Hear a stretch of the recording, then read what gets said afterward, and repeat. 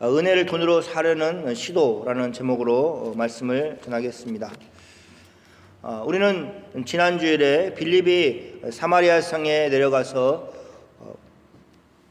복음을 전한 내용을 증거하였습니다. 빌립은 하나님 나라와 예수 그리스도의 이름을 관하여서 전도하였습니다. 사마리아인이 믿고 남녀들이 다 세례를 받았습니다. 빌립이 복음을 전한 성에는 큰 기쁨이 있었습니다. 저는 예수를 믿고 나서 반드시 나타날 현상 가운데 하나가 이 기쁨이라고 생각합니다. 마치 예수님을 믿기 전에는 어두움이었다면 예수를 믿고 나서 밝음을 나타내는 것 중에 하나가 기쁨이라는 것입니다. 여러분에게 하늘로부터 내려오는 기쁨이 있어야 합니다. 사마리아 성에 사는 사람들이 복음을 받아들이고 구원을 받았다는 것은 그렇게 단순한 일이 아니었습니다. 아주 오랫동안 유대인들의 이웃에서 살았지만 하나님에 대해서 제대로 배울 수 있는 기회가 없었습니다. 가르치는 일이 일어나지 않았습니다. 그런데 사마리아에게 어느 날 빌립이 내려와서 하나님 나라와 주 예수 그리스도의 이름에 대하여서 가르쳤습니다. 선포하였습니다. 버려진 땅, 기회를 얻을 수 없었던 땅에 이제 복음이 값없이 선포된 것입니다. 철저하게 하나님을 섬기는 일에서는 배제되었던 그들이 이제는 하나님의 구원의 역사 가운데 혜택을 누리는 사람들이 되었습니다. 사마리아 사람들이 무슨 노력을 하였습니까? 아닙니다. 그들은 진리의 말씀을 듣기 위해서 긴 여행을 한 것이 아닙니다. 수고로움을 한 것이 아닙니다. 그들은 돈을 주어서 사람을 초청해서 그 말을 들은 것이 아니었습니다. 그들은 예루살렘에서 쫓겨나 도망자의 신세로 있었던 빌립에 의해서 복음을 듣게 된 것입니다.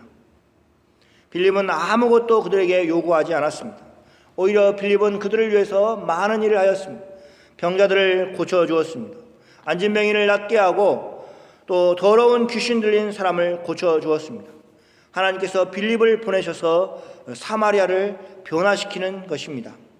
하나님의 역사가 사마리아의 성에 나타난 것입니다. 그래서 이제는 사마리아 성이 복된 성이 된 것입니다. 여러분의 가정은 어떻습니까? 여러분이 빌립이 되어서 하나님의 능력, 놀라운 능력이 여러분을 통해서 여러분의 가정을 변화시키기를 바랍니다. 하나님이 여러분의 가정을 복되게 하시는 일을 경험하시는 은혜가 있기를 원합니다. 일하는 곳은 어떻습니까? 그곳의 분위기가 어떻습니까? 그곳의 환경이 어떻습니까? 하나님께 기도하십시오. 하나님께서 그곳을 변화시켜 주실 것입니다.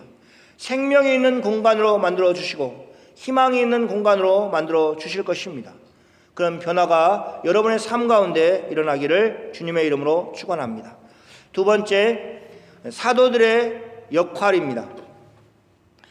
이 소식은 이제 예루살렘에까지 알려지게 되었습니다. 14절 말씀을 보면 예루살렘에 남아있는 사도들에게도 그 소식이 전해졌다 이렇게 이야기하고 있습니다. 사도들은 사마리아도 하나님의 말씀을 받았다 함을 듣게 되었습니다. 그래서 사도들을 대표해서 베드로와 요한을 사마리아에 보내었습니다. 여기서 우리는 비록 흩어진 성도라 할지라도 사도들과 함께 계속해서 연락을 주고받았다는 것을 알 수가 있습니다. 그리고 특별한 경우에는 사도들의 가르침을 구하기 위해서 사도들을 요청하였다는 것을 알 수가 있습니다. 빌립이 사마리아에 복음을 전하고 나서 얼마나 많은 시간이 지났는지 우리는 알 수 없습니다. 그러나 예루살렘의 그 소식을 알리게 되었습니다. 예루살렘에 있는 사도들은 그 소식을 듣고 바로 자신들이 감당해야 될 일이라고 생각하고 사마리아에 베드로와 요한을 보낸 것입니다. 사마리아는 어떤 성입니까? 유대인들이 들어가지 않은 성입니다. 이렇게 곧바로 가려면 사마리아 성을 지나가야 되는데 그러지 않고 일부러 시간을 더 투자해서라도 돌아서 갔던 성읍입니다. 그런데 그 성에 사도들이 들어갔습니다. 사도들은 이미 주님이 보이신 모범을 따라서 사마리아로 내려갈 수 있었던 것입니다. 예루살렘에 있는 사도들은 대표를 사마리아 성에 보내었습니다. 이런 절차는 사도들에게 주어진 특별한 위치 때문에 그렇습니다. 예루살렘에서 예수님이 교회를 세우시는 중심 인물로 누구를 두셨느냐? 사도들을 세워놓으셨기 때문에 그런 것입니다. 초대교회가 오순절 성령 사건으로 인해서 시작하였습니다. 그 중심에서 일하는 사람들이 바로 사도들이었습니다. 예루살렘 교회가 정착해 가는데 중요한 역할을 했던 사람들이 바로 사도들이었습니다. 그래서 사도를 통해서 일하였습니다. 사도들 중에 베드로와 요한이 내려가서 사마리아 성에 있는 사람들을 확인하였습니다. 그리고 나서 그들이 정말로 예수를 믿는 사람들이라고 확증해 주었습니다. 많은 사람들이, 사마리아 사람들이 하나님을 믿는다고, 예수님을 믿는다고 이렇게 의심하였을 때 사도들이 내려가서, 충분히 권위가 있는 사도들이 내려가서 그 일을 확정해 준 것입니다. 사도들은 사마리아 성의 사람들이 진정으로 예수님을 믿는다는 것을 확증해 준 것입니다. 15절 말씀을 볼까요? 15절 말씀에 이렇게 얘기하고 있습니다. 그들이 내려가서 그들을 위하여 성령 받기를 구하니 라고 되어 있습니다. 베드로와 요한이 사마리아로 내려가서 사마리아 사람들을 위해서 성령 받기를 기도하였습니다. 성령을 받는 것이 예수님을 영접하는 증표가 되었기 때문에 그렇습니다. 성령을 받는 것이 왜 중요한 것인가? 예수님을 믿는다는 외적인 표징이 되었기 때문에 그렇습니다. 그래서 두 사도는 사마리아인들에게 안수하였습니다. 그랬더니 성령님이 임하셨습니다. 그것은 곧 예수님을 믿는 것을 보여주는 중요한 그런 확실한 증표가 되었습니다. 그래서 이제는 누구도 사도 2명이 가서 확증해 준 사마리아 사람들에 대한 믿음에 대해서 의심하지 않도록 만들어 준 것입니다. 두 번째는, 그럼 왜 사도들이 와서 안수를 하였을 때 그런 일이 일어났느냐 하는 것입니다. 우리는 성경에서 빌립이 하나님의 나라와 및 예수 그리스도의 이름을 전도하였다고 그렇게 이야기하고 있는 것을 볼 수 있습니다. 빌립은 예수님을 영접한 그들에게 예수님의 이름으로 세례를 주었습니다. 그래서 모든 일이 다 끝난 것 같습니다. 그런데 그들에게는 성령이 임하지 않았습니다. 초대교회 지도자들, 사도들에 의해서 판단을 받을 위치에 놓여 있는 것입니다. 하나님은 사도들의 안수를 통해서 성령이 사마리아인들에게 임하도록 하셨습니다. 그래서 그 일로 인해서 사도들이 증인이 되어서 빌립이 하였던 그 전도의 일이 완성되었음을 보여주게 되었습니다. 이렇게 해서 사도들은 공식적으로 사마리아인들이 예수를 믿고 구원함을 얻었다는 것을 확증하였습니다. 아주 오랫동안 예수님과 적대적인 관계로 살았던 사마리아 사람들에게 이제는 너희가 하나님을 믿고 너희가 구원함을 얻었다라고 선언을 해 주었던 것입니다. 갑자기 사마리아인들은 이제 더 이상 부정한 사람들이 되지 않게 되었습니다. 한번 생각해 보십시오. 하나님께서 성령을 선물로 사마리아인들에게 주셨을 때 성령을 소유하게 된 사마리아인들은 누가 부정적으로 보겠습니까? 갑자기 원수되었던 유대인과 사마리아 사람들이 하나가 되었습니다. 예수 안에서 하나가 되었습니다. 복음이 가져온 놀라운 변화가 그들 가운데 일어나게 되었습니다. 오랫동안 원수로 지냈던 그들이 이제는 하나님 안에서 한 형제요 한 자매가 된 것입니다. 그러면 이런 일들이 지금도 일어나고 있느냐? 만약 여러분 중에 누가 정말 열심히 복음을 전해서 이렇게 오지에 가서 목회자가 없는 곳에서 복음을 전했을 때 어떤 일이 일어나냐? 여러분이 예수님을 믿게 하고 또 전도를 해서 이렇게 다 예수를 믿는 것을 확인하고 나서 세례를 주는 일을 본인 스스로 하지 않도록 되어 있습니다. 이제 신학교 때 어떤 분들이 있냐면 보통은 졸업을 하시고 나서 이제 안수를 받으시고 개척을 하시는데, 그러지 않고 학교를 다니면서 교회를 이렇게 이루시는 분들이 있습니다. 열정이 있으셔서 그렇죠. 그러면 이제 세례를 줘야 될 순간이 됐습니다. 다 공부도 다 시키고 세례를 줘야 될 순간이 되면 목사님을 초청을 합니다. 그래서 목사님이 다시 한번 저 사람이 예수를 믿는지 확인을 하고, 그리고 나서 목사님이 세례를 줍니다. 가르치고 전도하고 가르치고 양육하고 그 모든 일을 다 전도사님이 하셨어도 그 공식적으로 인정함을 받기 위해서는 목회자가 가서 그 일을 하는 그런 모습이 있습니다. 왜 그러겠어요? 공식적인 확인을 하기 위해서 그런 것이죠. 제대로 예수를 믿는지 그러지 않는지를 확인하기 위해서 그런 제도를 가지고 있습니다. 왜 그런 모습이 있느냐? 바로 이 사마리아 성에서 사도들이 내려와서 그들을 예수 믿는 것을 확증하는 모습 속에서 그것을 가지고 와서 적용하고 있는 모습입니다. 우리도 그러면 이런 게 있죠. 내가 개인적으로 사람을 알아서 복음을 전하고 예수를 믿게 하였습니다. 그러면 거기에 끝나느냐? 그렇지 않습니다. 어떻게 해야 되냐? 교회에 와서 정말로 예수 믿는 것을 확인받고 세례를 받아야 됩니다. 그것이 외적으로 나타나는 예수 믿는 것에 대한 증표이기 때문에 그렇습니다. 그래서 어떤 사람은 세례를 받는 것을 굉장히 두려워하였습니다. 그러나 그럴 필요가 없습니다. 왜냐하면 예수 믿는 외적인 증거로서 그것이 꼭 필요한 것이기 때문에 그렇습니다. 두 번째는 시몬의 어리석음입니다. 여기 시몬이라는 사람이 나옵니다. 그는 지난 주일에 언급하였던 것처럼 마술사였습니다.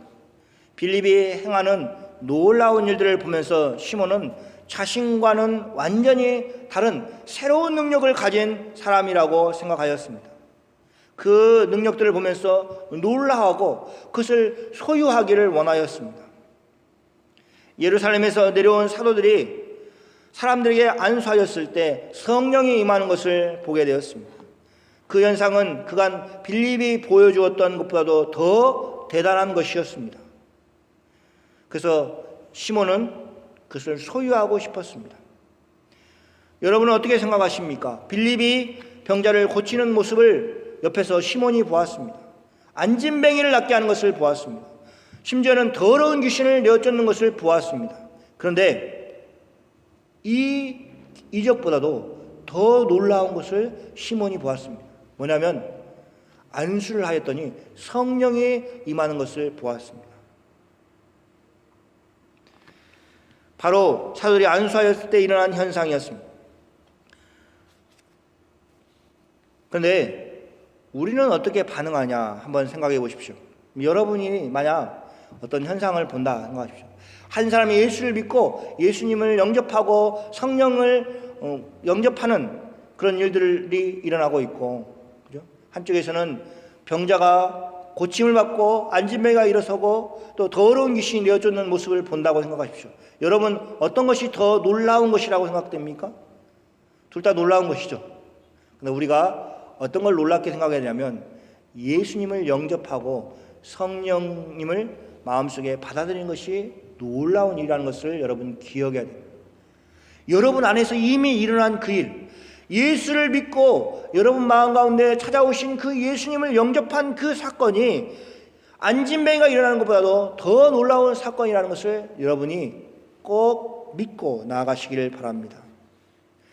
시몬은 분명히 보았습니다. 굉장히 놀라운 광경을 보았습니다. 그리고 그는 돈을 사도들에게 주었습니다. 그러면서 이렇게 얘기합니다. 이르되 이 권능을 내게도 주어 누구든지 내가 안수하는 사람은 성령을 받게 하여 주소서, 이렇게 구하였습니다. 첫 번째, 시몬은 성령을 받게 하는 일이 사도들의 개인적인 능력으로 되어진다고 잘못 생각하였습니다. 그것은 자신이 마술을 하였을 때 과거의 경험에서 잘못 생각한 것입니다. 시몬은 지금 사도들이 마술과 같은 일을 하고 있다고 생각하였습니다. 사도들이 그것을 돈을 받고 가르쳐줄 그럴 것이라고 그렇게 생각을 한 것입니다. 그런데 그것은 시몬의 잘못된 생각이었습니다. 이것은 사도들의 능력이 아니었습니다. 나면서부터 안진뱅이 되었던 사람을 고치고 나서 사람들이 베드로를 보면서 베드로에게 사람들이 몰려들었을 때 베드로가 한 말이 있습니다. 베드로가 뭐라고 얘기합니까? 한번 같이 읽어볼까요? 베드로가 이것을 보고 백성에게 말하되 이스라엘 사람들아 이 일을 왜 놀랍게 여기느냐?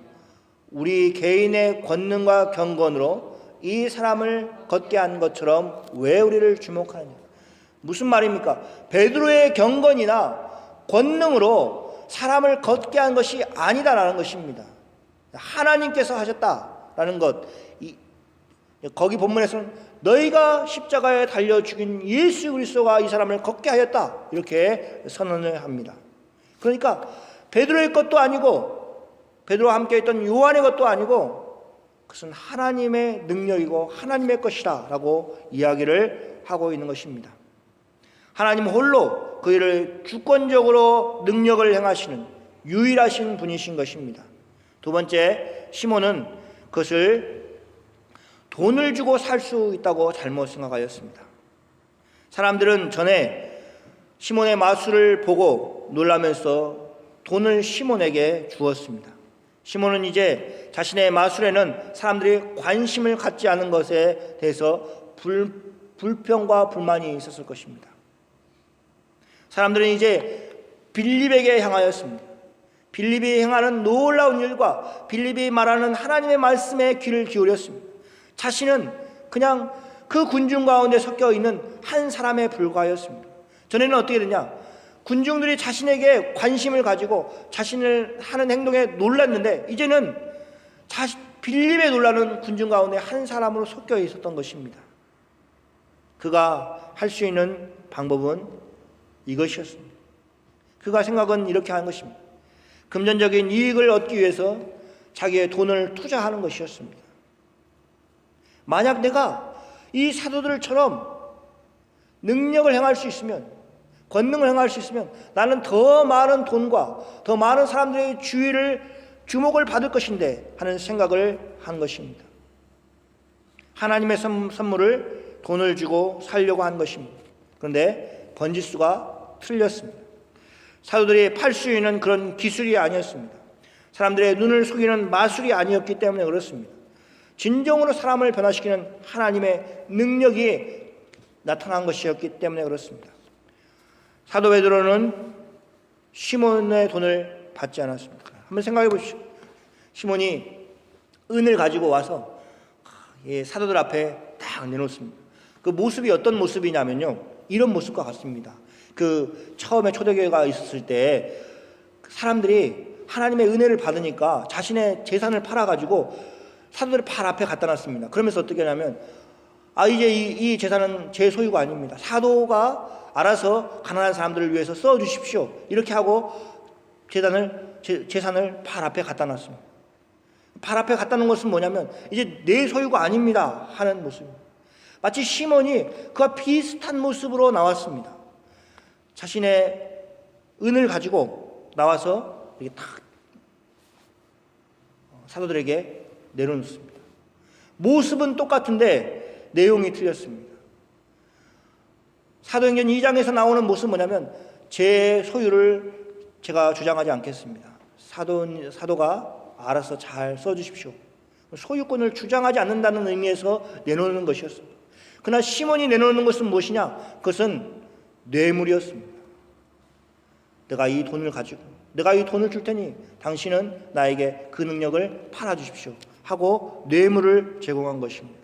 그때 베드로가 아주 단호하게 그것에 대해서 거절하였습니다. 내 은과 내가 함께 망할지어다 이렇게 선언을 하였습니다. 내 은이라고 얘기하는 것은 그것입니다. 뭐냐면 그 당시에 화폐였습니다. 금과 은 이런 것들이 화폐의 역할을 했기 때문에 그렇습니다. 그래서 돈으로 그것을 사려고 했던 시도에 대해서 아주 거절을 한 것입니다. 왜 거절했느냐? 세 번째, 시몬의 마음이 바르지 못했기 때문에 그렇습니다. 이것이 사도가 가진 능력이었습니다. 우리가 하나님의 은혜를 사모하고 하나님 저에게 그런 은혜를 주십시오.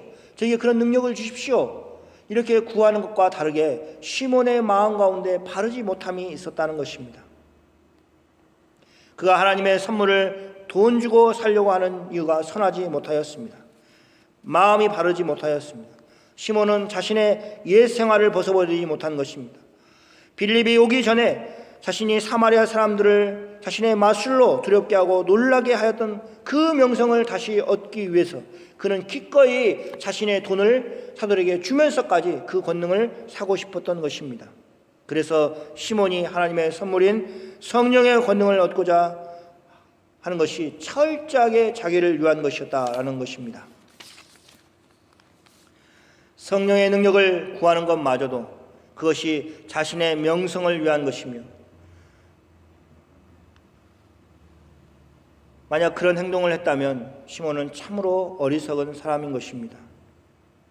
어리석다는 표현보다는 오히려 하나님을 시험하는 일이고 하나님의 일하심을 대적하는 모습이었습니다.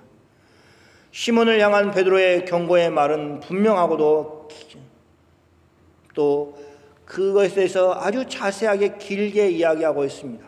시몬의 생각이 왜 하나님 앞에 바르지 못한가 하는 것을 지적하고 있습니다. 그리스도의 도에는 아무 상관이 없는 그런 행동이고 일이라는 것을 이야기하고 하나님의 자녀가 마땅히 누려야 될 분계에 대해서 아무런 권리가 없다고 이야기하므로 너는 하나님의 자녀가 아니라고 그렇게 선언을 한 것입니다. 이 말씀은 사마리아인들에게 큰 경고가 되었을 것입니다. 또 초대교회 성도들에게도 큰 경고가 되었습니다. 나중에 이 시몬이 가졌던 생각이 교회 안에 들어오게 되었을 때 사람들은 그것을 시모니즘 또는 시몬주의라고 불렀습니다. 특별히 성직을 돈으로 사는 사람들을 가리키는 말로 사용되었습니다. 중세시대 때 교회가 어두웠을 때 그런 일들이 일어났습니다. 한번 생각해 보십시오. 하나님이 한 사람을 부르셔서 예수 그리스도를 믿게 하시고 그리고 특별히 목회자로 부르셔서 그를 교육시키시고 양육시키고 훈련시켜서 하나님의 은혜로 이렇게 쭉 인도하셨다가 사람들 앞에서 목회를 하는 사람으로 세우시는 그 전 과정을 다 무시하고 돈으로 그 일을 산다면 그것이 어떻게 되겠습니까? 얼마나 그것이 하나님을 대적하는 방식이 되겠습니까? 그 안에는 하나님의 부르심이나 또 하나님에 대한 헌신이나 또 하나님이 사랑하는 자기 백성에 대한 사랑이나 그런 것들이 있을 수가 없는 것입니다. 그냥 오로지 자기의 이익만이 거기에 남아 있는 것입니다. 그것이 시몬이 추구하였던 방식이었던 것입니다. 그런 방법으로는 건강한 교회가 세워질 수 없습니다.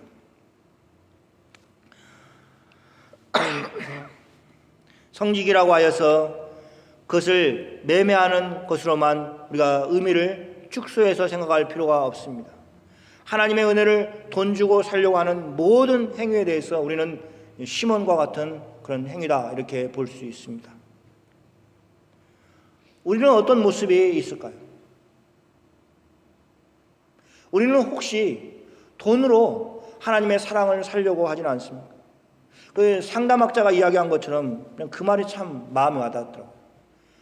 자녀들에게 시간을 투자하지 못하는 부모들은 자녀들이 요구하는 그 요구를 다 들어줄 수밖에 없다 하는, 같이 시간을 보내주고 정말 사랑하는 사랑을 잘 표현한 부모들은 자녀들에게 노한다는 겁니다.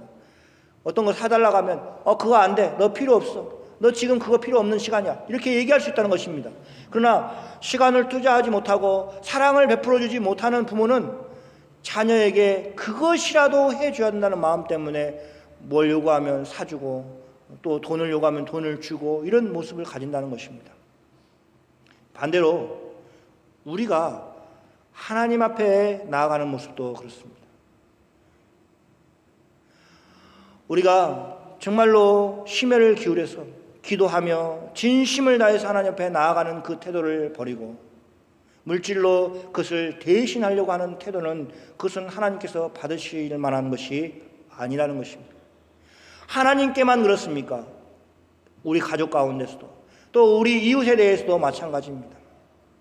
돈이 중요한 시대를 살고 있습니다. 그러나 돈으로 해결하려는 그 태도를 우리가 버려야 됩니다. 정말 진지하게 내가 당신을 위해서 기도해 드리겠습니다 라고 하는 말을 무겁게 받고 또 내가 당신을 위해서 기도하겠다는 말을 진지하게 할 수 있는 그런 영적인 분위기가 우리 안에 있어야 됩니다. 왜냐하면 하나님은 그렇게 일하시는 분이시기 때문에 그렇습니다. 하나님의 은혜를 돈 주고 살 수 없는 것처럼 하나님의 은혜를 구하는 자세도 동일하게 물질적인 방식으로 그렇게 구해서는 안 되기 때문에 그렇습니다. 사랑하는 성도 여러분, 교회 공동체는 이 시몬에 대해서 아주 분명한 입장을 가져야 됩니다.